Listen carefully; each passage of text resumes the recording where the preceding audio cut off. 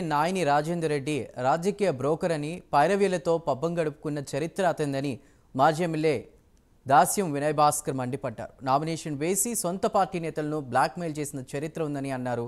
రాజేందర్ రెడ్డికి కేటీఆర్ను విమర్శించే స్థాయి లేదన్నారు. ఇప్పటికైనా రాజేందర్ రెడ్డి నోరు అదుపులో పెట్టుకుని మాట్లాడాలని వినయ్ భాస్కర్ సూచించారు.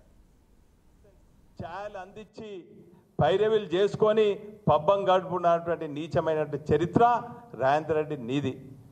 ఇప్పటికే చాలాసార్లు చెప్పినాం, అది ఒక ఎలైట్ అయినటువంటి కాన్స్టిట్యున్సీ, ఇంటెలెక్చువల్స్ ఉన్నటువంటి కాన్స్టిట్యున్సీ, జర ఉందాగా ప్రవర్తించు.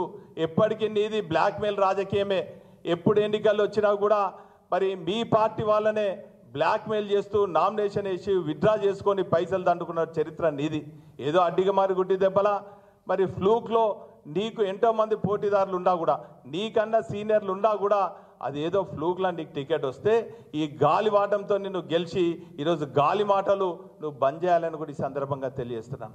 కేటీఆర్ను అనే స్థాయి అనేది వారు ఒక సీనియర్ నాయకుడు, సీనియర్ శాసనసభ్యుడు, 5 సార్లు గెలిచిన చరిత్ర ఆయనే, ఒక ఉద్యమకారుడు. ఆయన జైలుకి ఎందుకు పోయిండో నీకు తెలుసా? తెలంగాణ రాష్ట్ర సాధన కోసం ఉద్యమించే క్రమంలో ఆయన జైలుకు పోయిండు. నువ్వెందుకు జైలు పోయినావో వరంగల్ జిల్లా చిన్న పిల్లగాన్ని అడిగినా కూడా నువ్వు ఎందుకు జైలు